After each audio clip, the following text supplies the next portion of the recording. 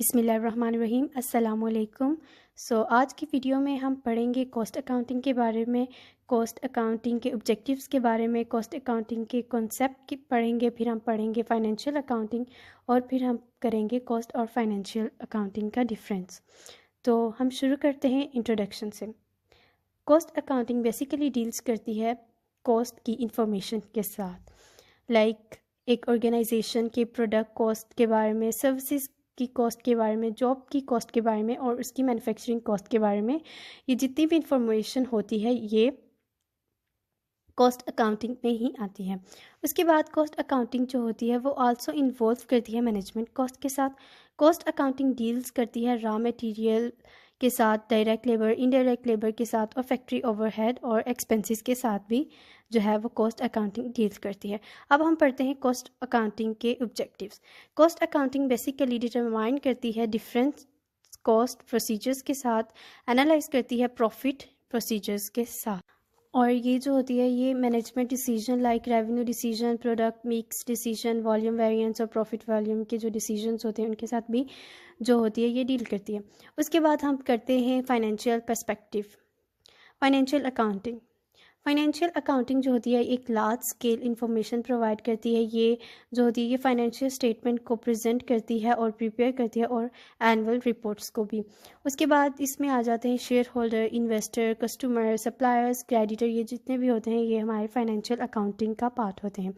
उसके बाद financial accounting एक ओवरव्यू देती है हमें किसी भी कंपनी, किसी भी ऑर्गेनाइजेशन के फाइनेंशियल स्टेटमेंट का, और ये जो होती है ये हमें अकाउंटिंग पीरियड के अंदर अंदर ही करनी होती है। उसके बाद हमारे पास आ जाती हैं फाइनेंशियल स्टेटमेंट्स। हमारे पास 4 फाइनेंशियल स्टेटमेंट्स हैं, balance sheet, income statement, cash flow statement, statement of honours equity. ये हमारे पास 4 फाइनेंशियल स्टेटमेंट हैं। अब हम करते हैं कॉस्ट और फाइनेंशियल अकाउंटिंग का डिफरेंस। सबसे पहले हमारे पास है फाइनेंशियल अकाउंटिंग। फाइनेंशियल अकाउंटिंग जैसे कि हमने बताया कि ये लार्ज स्केल पे इंफॉर्मेशन जो है हमें देती है। इसी तरह ये इसके जो इन्वेस्टर होते हैं वो आउटसाइडर्स होते हैं, like share holder. Share holder वो होते हैं जैसे कि एक कंपनी है, उसके शेयर्स हैं और वो स्टॉक मार्केट में जो है वो उसके स्टॉक मार्केट में उसके शेयर्स हैं। अब कोई भी जनरल पब्लिक में से कोई भी जाएगा और वो उसके शेयर्स परचेज करता है तो वो उस कंपनी का पार्ट बन जाता है, लाइक शेयर होल्डर बन जाता है। अब जितने परसेंट वो शेयर परचेज करेगा इतना ही वो शेयर होल्डर हो जाएगा उस कंपनी का और ऑनर बनता जाएगा। अब इसमें जो होती है हम फाइनेंशियल अकाउंटिंग में किसी भी कंपनी की सिचुएशन, उसकी जो है वो हम कंडीशन चेक करते हैं फाइनेंशियल स्टेटमेंट के ज़रिए, लाइक उसकी बैलेंस शीट के ज़रिए, इनकम स्टेटमेंट के ज़रिए और स्टेटमेंट ऑफ ऑनर इक्विटी और कैश फ्लो स्टेटमेंट के ज़रिए हम किसी भी कंपनी की फाइनेंशियल कंडीशन देख सकते हैं। उसके बाद इसमें फाइनेंशियल अकाउंटिंग में फ़ॉलो की जाती है डबल एंट्री सिस्टम, और गैप के रूल्स को मस्टली फॉलो किया जाता है। उसके बाद इसकी हम यूनिट ऑफ मेजरमेंट करते हैं मनी के साथ।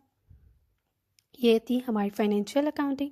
अब हम करते हैं कॉस्ट अकाउंटिंग। कॉस्ट अकाउंटिंग जो होती है वो इंटरनल पर्सनस होते हैं के लिए होती है। उसके बाद लेबर कॉस्ट, किसी भी ऑर्गेनाइजेशन की labour cost, manufacturing cost, factory overhead और वेरिएंसेस जो होते हैं वो किए जाते हैं, चेक किए जाते हैं कॉस्ट अकाउंटिंग के ज़रिए। Variances means the price, the actual cost और the estimated cost difference is known as variance cost. The difference of these two cost is known as variances. अब हमारे पास आ जाता है कि इसमें कोई भी डबल एंट्री सिस्टम फॉलो नहीं किया जाता। नो नीड गैप और रूल्स और amount of labour, time, machineries जो है वो इसकी यूनिट ऑफ मेजरमेंट है। अब हम करते हैं पढ़ते हैं कॉन्सेप्ट ऑफ कॉस्ट अकाउंटिंग। इसके 2 कॉन्सेप्ट हैं, प्राइम कॉस्ट और कन्वर्जन कॉस्ट। प्राइम कॉस्ट वो होती है कॉस्ट जो किसी भी ऑर्गेनाइजेशन के प्रोडक्ट के बनने से पहले जो उस पर चार्ज की जाती है वो उसकी होती है प्राइम कॉस्ट। इसमें डायरेक्ट कॉस्ट और डायरेक्ट लेबर भी शामिल हैं। हमारे पास है सेकंड जो कि है वो कन्वर्जन कॉस्ट। कन्वर्जन कॉस्ट वो होती है जो किसी भी प्रोडक्ट के बनने के बाद जो भी उस पर सर्विसेज या जो भी एक्सपेंसेस उस पर चार्ज होते हैं वो हमारे पास होते हैं कन्वर्जन कॉस्ट। जैसे कि फैक्ट्री ओवरहेड में जैसे कि हमारे पास है सैलरीज एक्सपेंस, जैसे कि डिलीवरी कॉस्ट एक्सपेंस, ये जितने भी हमारे पास हैं ये हमारे पास आ जाते हैं फैक्ट्री ओवरहेड में। Thanks for watching this video. उम्मीद करती हूँ आपको समझ आई होगी, और प्लीज़ लाइक, फॉलो, सब्सक्राइब और शेयर करना मत भूलिएगा।